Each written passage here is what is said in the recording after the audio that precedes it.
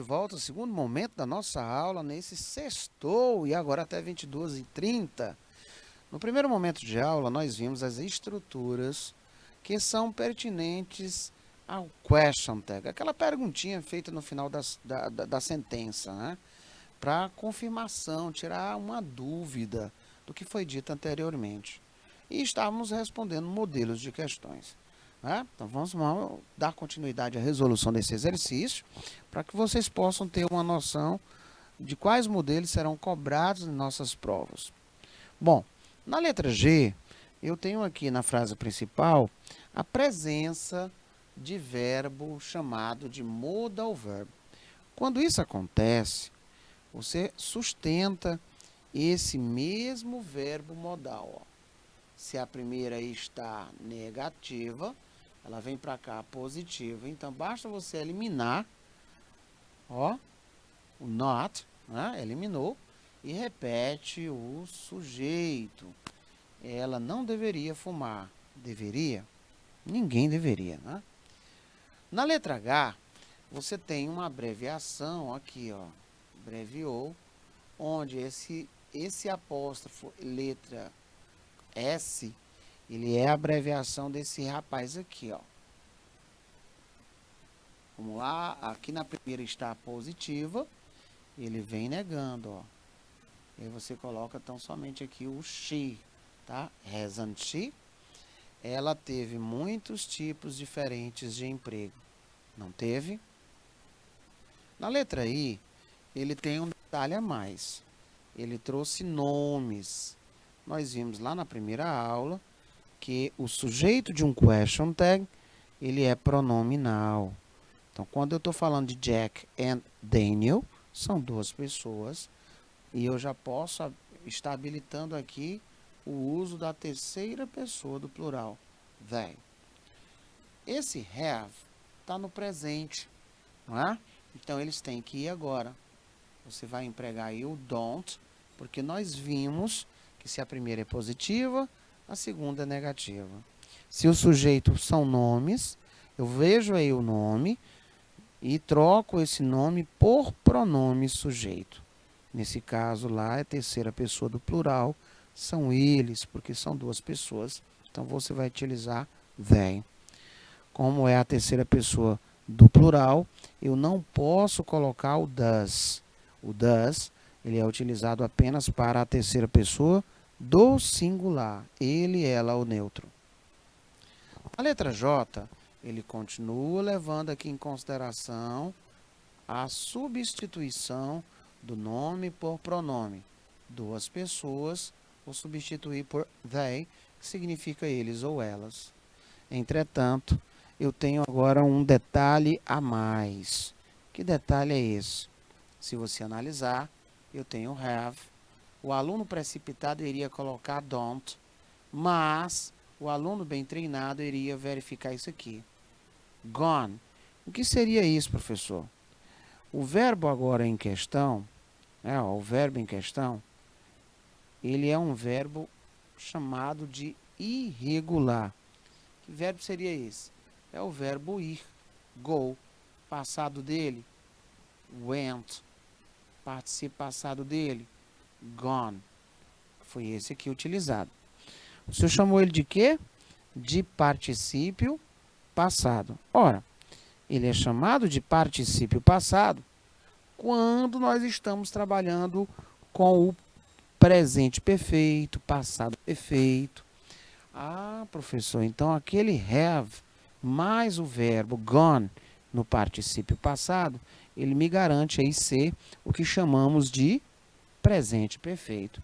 Se a primeira é positiva, o auxiliar have, ele vai lá na negativa.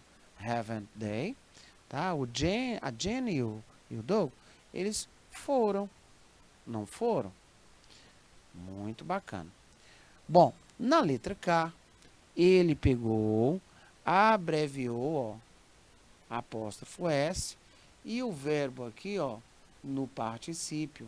Aqui é o particípio passado do verbo to be.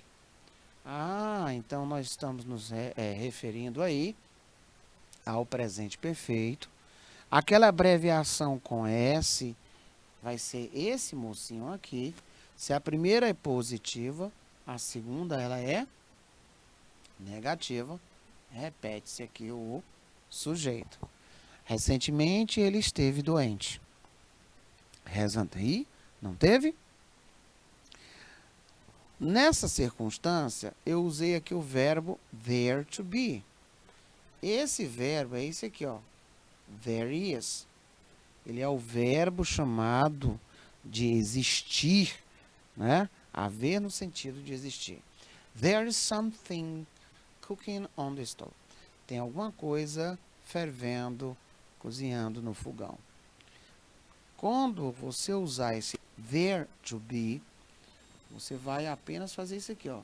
Isn't there, tá? Eu tenho aí somente a troca de posição do is there. Tudo bem? E isso acontece por quê? Porque o verbo to be, ele é auxiliar dele mesmo. Não esquece disso. Tudo bem? Vamos agora verificar a ação da letra M. Bom, na letra M, eu visualizo red, que é o passado irregular de have. Ora, se ele disse que é o passado irregular, o auxiliar a ser utilizado agora vai ser o did. Se a primeira é positiva, a segunda vem negativa, repete-se aqui o sujeito. Você teve um bom momento no jogo, não teve? Bom, agora a resposta fica por conta da abreviação de will. O will positivo, negativo, ele tem uma forma própria, repete-se então o próprio sujeito. It will be cold tomorrow. Vai ficar frio amanhã. Won't it? Não vai? Corrigindo aqui, sequência de respostas. Vamos lá? Should she? Resposta correta. Hasn't she? Resposta correta. Don't they? Resposta correta. Haven't they? Corrigindo aí o gabarito. Hasn't he? Resposta correta. Isn't there? Confere. Didn't you? Confere. You want it? Confere. Tá? Esse também é um modelo clássico. Ele vai te dar estruturas. Dentro dessas estruturas, ele quer que você relembre, né? E reconheça cada uma delas. Bom, envolvendo a parte agora com textos. O que é que eu vou me deparar com textos? Não tem título. Eu consigo visualizar que é uma notícia. Essa notícia é sobre fruta e vegetais, legumes. Aí aqui já me habilita direto para a perguntinha. Na perguntinha, ele extraiu aí um fragmento. Desse fragmento, ele pede algo em formato de pronome.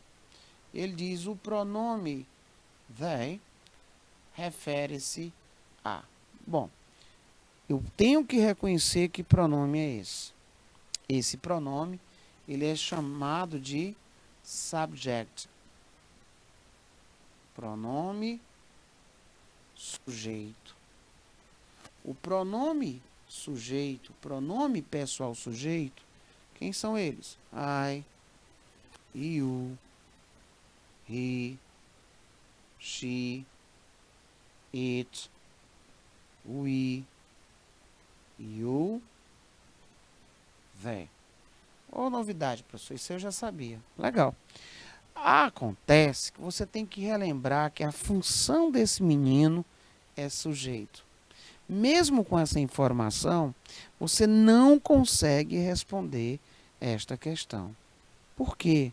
Porque eu preciso tranquilamente de voltar no texto, encontrar esse fragmento que eles encontraram, que aqueles que comeram 7 ou mais peças num dia. Localizando esse fragmento, eu vou ter condições de acertar. Vamos lá. Olha aqui o fragmento. O que é que eu chamo a atenção? O fragmento veio no ponto seguido. Então, se você voltar no ponto seguido, tá? Essa leitura, você vai olhar para o sujeito dessa oração. Quem é o sujeito dessa oração? Ah, professor, está tranquilo agora. O sujeito da oração são esses mocinhos aqui, ó. Esse é o sujeito da minha oração, tá? Researchers. Vou voltar agora para a pergunta. Lá na pergunta não tem researchers. Por quê? Precisamos relembrar de mais um detalhe. Quando nós temos um verbo e neste verbo eu acrescento o sufixo er, ele se transforma num substantivo. Então, nós temos a palavra research, que é rever, pesquisar. Researchers são os pesquisadores. Portanto, a resposta correta é letra E. Conferindo o gabarito, letra E é a nossa resposta correta. Justificando a resposta, vamos lá. Sempre que precisamos saber a quem ou a quem determinado pronome se refere em um texto, é importante lermos algumas frases anteriores. É importante identificar, turma, que pronome é esse. Então, pela grafia, eu identifiquei que ele é um pronome que desempenha a função de sujeito. Quando localizei esse fragmento na sentença, eu consegui concluir que ele vinha depois de um ponto seguido. Ora, se ele desempenha a função de sujeito e ele está depois do ponto seguido, significa dizer que ele está fazendo referência ao sujeito da frase anterior. É por isso que aí na justificativa, e aí eu vou abrir aqui um parêntese, aí é questão de vestibular, tá? Ele faz essa justificativa, né? Vou te dar um fragmento, quando eu te der um fragmento, você volta, né? Você volta para o texto e verifica de onde foi extraído esse fragmento, e aí com a identidade desse pronome, você já consegue visualizar isso tranquilamente. Então, tá ali, ó. Lermos algumas frases anteriores à frase onde ele aparece para contextualizarmos melhor o seu uso.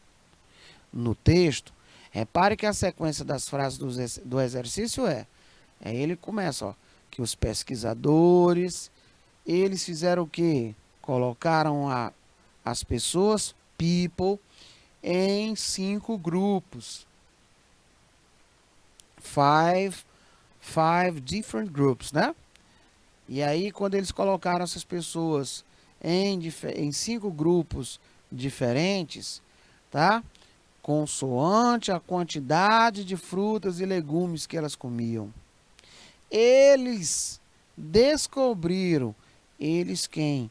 Os pesquisadores descobriram que aqueles que comiam 7 ou mais peças por dia tinham um risco de morte 42% inferior ao daqueles que comiam apenas uma peça. Ao fazermos uma leitura atenta das duas sentenças, duas frases, podemos perceber que o pronome they se refere a pesquisadores, researchers. Portanto, resposta correta, letra E. Linda demais essa questão. Leia um trecho do poema de Edgar Allan Poe. Bom, aqui não me disse muita coisa, então vou direto lá no chaveamento, né? Diz assim: o poema de Edgar Allan Poe está na primeira pessoa do singular. Ora, a primeira pessoa do singular em inglês, eu, I, né? Então vamos dar uma olhada lá. Vamos dar uma olhada.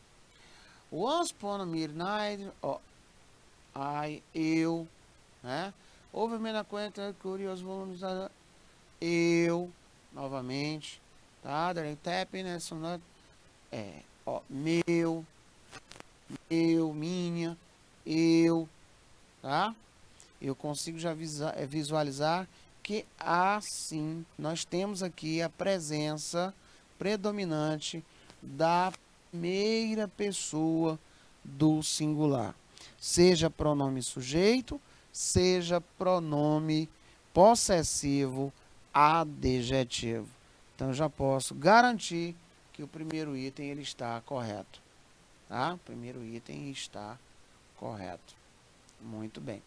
O trecho, aí ele diz, once upon, quer dizer aí, certa vez, enquanto eu, né, meditava, ponder, tá? Fraco e cansado. Então, esse item 2, ele também está traduzido correto. Bleak, ele está falando que é a mesma coisa de black, quer dizer negro. Tá errado isso, gente. Porque ele diz sem perda de sentido. É como se eles fossem sinônimos. Tá errado. Muito embora nós temos uma ideia, né, de ser assim bem que sombrio, frio, tá? E o item 4, esse home, ele faz referência à pessoa. E aqui ele está falando anjo. Então, o 3 e o 4 tem tudo para estar errado. Tá? O item 1 está correto. Então, nós vamos eliminar a letra B. Nós vamos eliminar a letra D. Nós vamos ficar com a letra A letra C e a letra E. O número 4, ele utilizou o whom. Tá? E esse whom é quando o antecedente ele for pessoa. Então, o item 4 ele está fora. Tá? Se o item 4 está fora, a letra A também está fora. Professor, tem tudo para ser a letra C. Perfeitamente. Letra C é a nossa resposta correta. Bom, se você utiliza também dessa técnica, né? Você consegue eliminar, às vezes, gente, tá tão acessível a questão que você eliminando, tá? Por conta de uma que você tem a certeza, você já chega à resposta correta. Só para vocês terem uma ideia. Em nenhum momento eu voltei lá no texto. Perceberam? Justificando, ele vai dizer perfeitamente. Ó. Então, olha a palavra que eu estava dizendo para vocês. Bleak, né? Está errada. Apesar da grafia e da sonoridade semelhante, bleak, black, né? São palavras que não compartilham de todos os sentidos. Embora ambas possam indicar a ideia de algo sombrio e triste. Bleak também expressa a ideia de clima frio, relativamente às condições meteorológicas. E o próprio que eu falei para vocês, ele faz menção, no caso aqui, à donzela, né? A donzela, maiden, que no caso, pessoa, e não ao anjo, tá? Não ao anjo. Beleza. Bom, um texto tem título, eu sei de onde ele foi extraído, Newsweek, 30 de abril de 2001, tá? Vou dar uma olhada na questão. No texto, o pronome who, gente, quando nós ministramos esse conteúdo para vocês, eu disse para vocês assim, ó, você tem que ficar atento que vem antes e atento que vem depois dessa lacuna. Se o que vem antes, eu digo que é uma pessoa, tá? E o que vem depois é verbo, eu vou dizer que essa funcionalidade é uma função de sujeito. Se o que vem antes for pessoa e o que vem depois desse espaço for um pronome, um nome, Eu digo que ele executa a função de objeto. Então, no primeiro, eu posso utilizar who e no segundo, eu posso utilizar o whom. Olha, o whom, ele é um grau de formalidade um pouco maior. Então, nesse caso, você pode substituí-lo por that ou pelo próprio who. E o who, ele pode ser substituído por that. E, professor, e se no caso o termo anterior, né, o termo anterior for tipo um animal, uma coisa, um objeto, e depois vem verbo, vem um pronome, um nome e etc. Bom, nesse caso, os senhores vão utilizar esse moço aqui, ó, tá? Ele significa que, qual. O who e o whom, que, quem, tá? Esses são pronomes que causam uma relação. São chamados de pronomes relativos, tá? Então, vamos lá. Letra A. Está corretamente empregado por se referir a uma pessoa. Tem tudo para ser essa, né? Está incorreto por não se referir, não se tratar de um pronome relativo. Pelo contrário, ele é pronome relativo. Está corretamente empregado por se tratar de um pronome possessivo. Está errado porque ele não é pronome possessivo, ele é um pronome relativo. Deveria ser substituído? Não.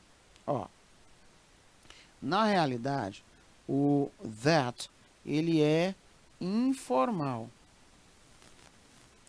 E ele pode substituir, sim, o who.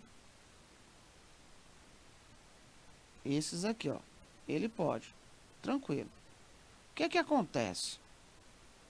Esse menino aqui, ele não vem entre vírgulas e nem depois de preposição. Pronto. Para não esquecer, tá? Então, o professor está errado. Até mesmo porque esse menino aqui, ele se refere a animal, coisa, objeto, e não pessoa. Letra E. Deveria ser substituído por ele porque se refere a um objeto material. Bom, para sabermos se ele é o who utilizado com pessoa ou se eu posso substituí-lo porque ele foi usado de forma errada, eu tenho que recorrer ao texto, localizar aonde ele foi utilizado e observar o termo que veio antes. Se nós olharmos aqui na linha onde tem technology, né, tecnologia, eu consigo visualizar a presença do who aqui, tá? E o termo que veio antes do who foi nada mais, nada menos do que esse workers, com essas habilidades aqui, ó, workers, tá? O que que diz a regra? A regra fala que quando você tem um verbo e você acrescenta um sufixo er, ele deixa de ser verbo e passa a ser um substantivo. Ora, se o verbo work é o verbo trabalhar e eu uso workers, né, com er, eu deixo de ter trabalhar e passo a ter trabalhador, tá? Então, quando ele falou assim, ó, workers são os famosos profissionais, são os trabalhadores, né? Então, eu estou falando de pessoa. Sendo assim, resposta correta, letra A. Ai, olha o tanto de informação que foi preciso a gente relembrar para poder fazer um acerto, né? Uma letra sem o teorema de Pitágoras. Tá aqui a nossa visão. Olha aqui a palavra, ó. Funcionários, né, qualificados, tá?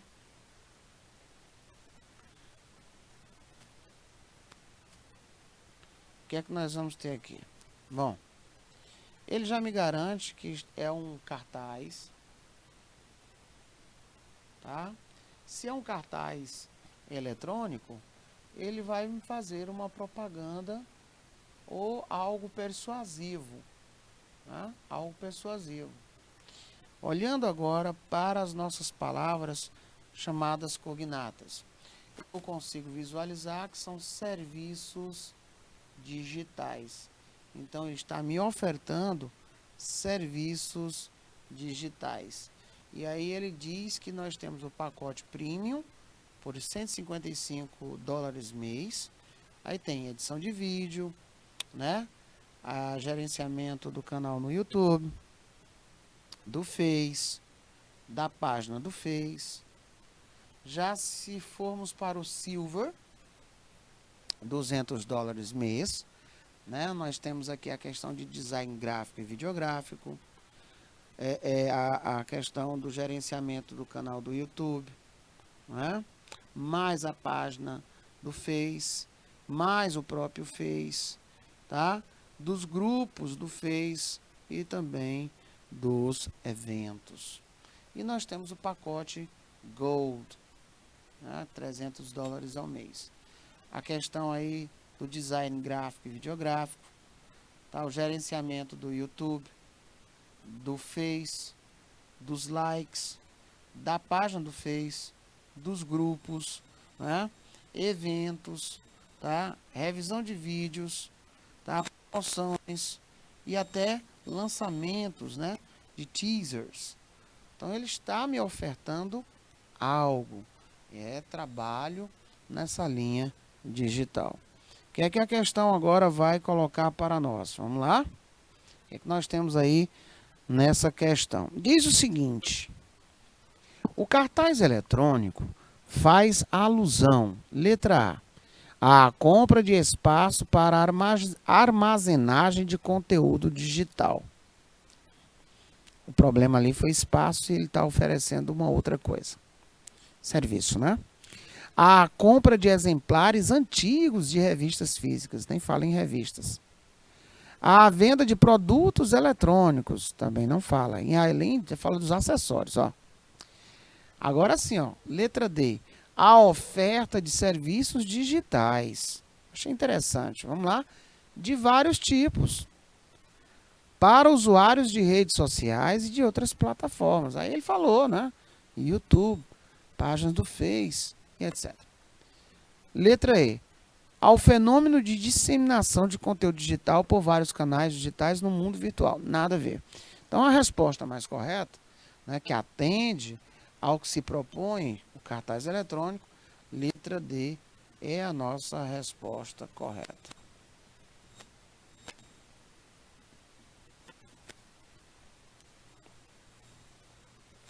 Mesmo texto, ele diz o seguinte: your. Bom, antes de mais nada, gente, eu tenho que relembrar que pronome é esse aí. Your, né? Seu, sua, seus, suas. Eles são chamados de possessivos.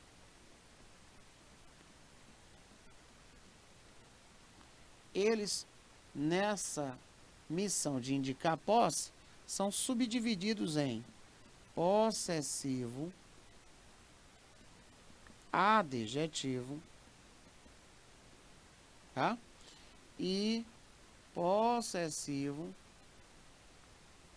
pronome. Professor, qual é a diferença? Vamos já ver.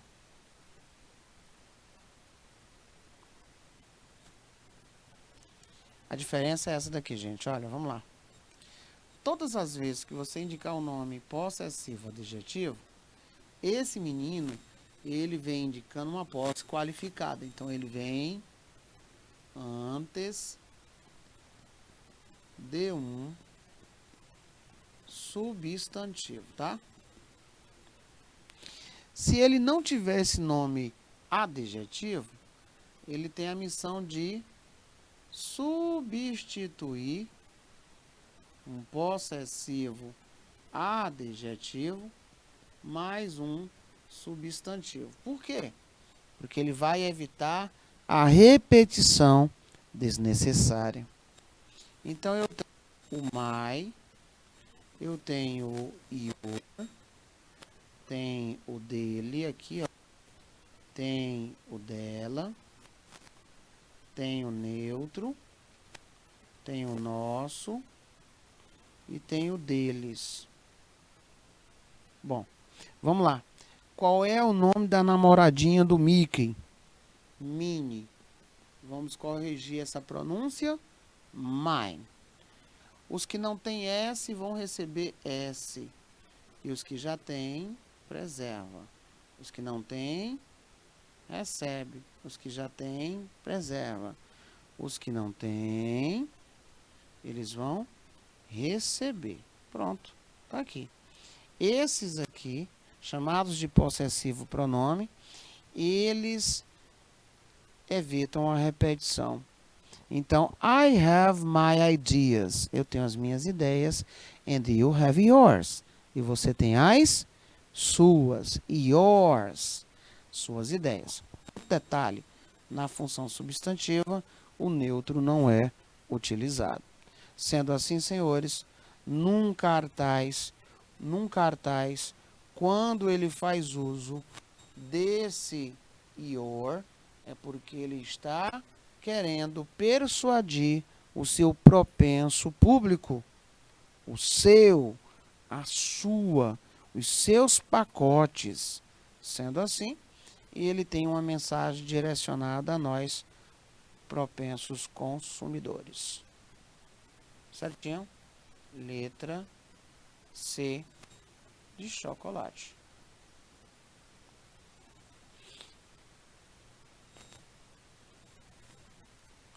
Let's practice. Identifique os verbos. Bom, we can't change the future, right? Sometimes it's the past that's harder to escape. Bom, ele pede para identificar os verbos. No primeiro momento, ele diz assim, ó, nós conseguimos mudar o futuro, não foi? O rapaz aqui respondeu, algumas vezes é o passado que é mais complicado de escapar. Então, nós temos aqui, vamos lá? Primeiro, nessa parte aqui, nós temos o can e nós temos o próprio change. Nessa outra parte aqui, você se depara com quem? Com is e o próprio escape, que é o verbo, né, escapar. Predominância de qual tempo verbal? Predominância do presente simples.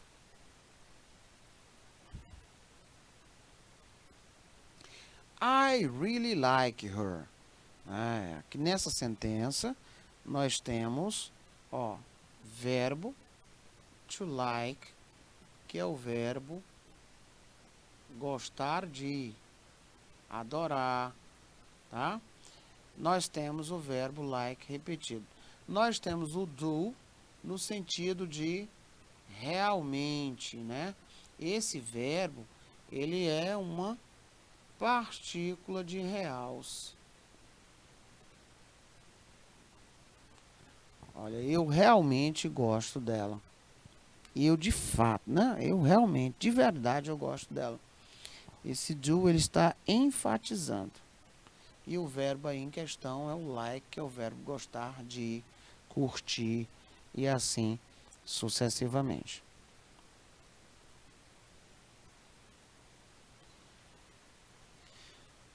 A frase bacana lá dos Vingadores, né? I have an arm. E aí o Tony Stark diz, olha, aí temos um Hulk. Bom, o verbo aí em questão é o verbo have. Nós temos o verbo to have. Tradução é o ter no sentido de posse. O passado dele é irregular, ó. Esse aí é o passado irregular dele. E ele também, esse rapaz, ele tem uma forma flexionada para a terceira pessoa do singular. Vai ser, sabe quem? Has. Essa daí. Só lembrando que a terceira pessoa do singular é quem, ó? Ele, ela e o neutro. O nome equivalente. Tá? Lembrando também que esse have ele também desempenha a função de auxiliar, não só de verbo. Por exemplo, no tempo presente perfeito, é ele que aparece na qualidade de auxiliar. Bom, nesse momento aqui, eu tenho dois verbos, né? Eu tenho o verbo lie, que é o verbo mentir, e eu tenho o verbo auxiliar de presente para negativa e interrogativa, no caso aqui negativa, o don't. Tá? E a frase aí, clara em dizer que os amigos não mentem. Né? Os amigos, né? Ó, os amigos, eles não mentem. Friends don't lie. Os amigos não mentem. Bom, nós temos aqui, tirando o informal, né? O verbo to make. O verbo to make, que é o verbo, né, ó, fazer. Tá? O verbo to make. Ele diz aí, ó. I just want make things right. Eu só quero fazer as coisas corretas. Esse wanna, né?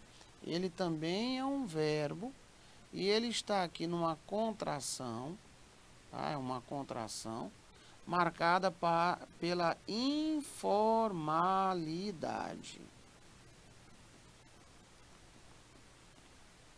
Mas aí é pauta para uma outra aula, tá?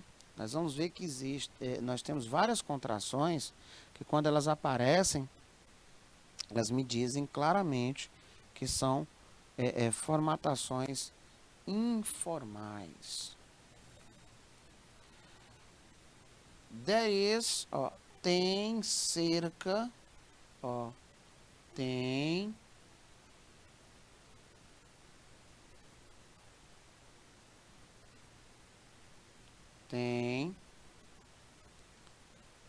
cerca de 97,6% de chance de fracasso. Essa cena desse filme aí, Rogue One, né? O robô aí tá dizendo, ó, nós temos aí cerca de 97,6% de chance de fracasso. O verbo em questão aqui, o verbo utilizado, é o verbo there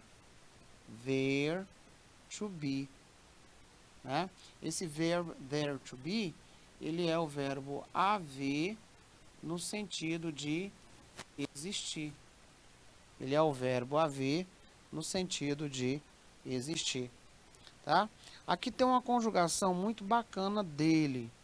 Tá? Eu consigo conjugá-lo, por exemplo, no presente. E no presente você vai ter formatação singular ou plural. Então você vai ter aqui, ó, there is ou there are para plural. Você consegue também, além de presente, tá? Conjugá-lo em qualquer tempo, mas a conjugação direta é essa, ó. Também no passado. No passado, da mesma forma, singular ou plural. Então, no singular, você tem there was. E no plural, você tem there were. Tá? Esses verbos aí, quase a gente não observa mais, mas eles ainda aparecem. Tá bom sempre relembrar essas coisas que não estão aí com tamanha evidência. Bom, nós temos aqui um modal, um auxiliar, né? Que é quem? É o will. Esse will, ele indica futuro. Nós temos um verbo, né? Join, que é o verbo juntar-se, divertir-se. Nós temos o verbo die, que é o verbo morrer. Tá? Aí é daqueles filmes Star Wars, né? He will join us or die, master. Ele se juntará a nós ou morrerá, mestre. Aqui é o ilustríssimo aí, ó. Ele é um fantástico, né? Bom, agora a questão, ela sai das cenas de filmes e traz aqui para fragmentos de música. Ó, a partir do momento que ele deixou em evidência essa estrutura aqui, ó, have, mais verbo no particípio, ó, verbo, são sempre dois verbos, né? Você está se deparando aqui, gente, com um tempo verbal chamado de present perfect tense. O presente perfeito, ele tem esse poder. Ele trabalha numa perspectiva de indicar ou que uma ação acabou de acontecer, ou que ela é de um passado indeterminado e que tenha reflexos no presente, tá? Então ele vai dizer que ele faz essa correlação de algo que aconteceu em um tempo no passado indeterminado, mas que mantém os seus reflexos no presente, ou seja, a sua importância. Professor, tem alguma coisa parecida com ele na língua portuguesa? Não. Tá? Nós temos uma tradução que se assemelha muito a esta utilização. Tipo, eu tenho estudado matemática. Quando é que eu comecei? Passado. Não sei determinar. Estou estudando matemática agora? Não. Mas quando eu faço essa construção, eu quero dar a entender que eu ainda continuo praticando o estudo da matemática. Ok, senhores. E é isso. Nossa sexta-feira, it's over. Acabou aqui. E até o nosso próximo encontro. Tudo de bom para os senhores. Bye.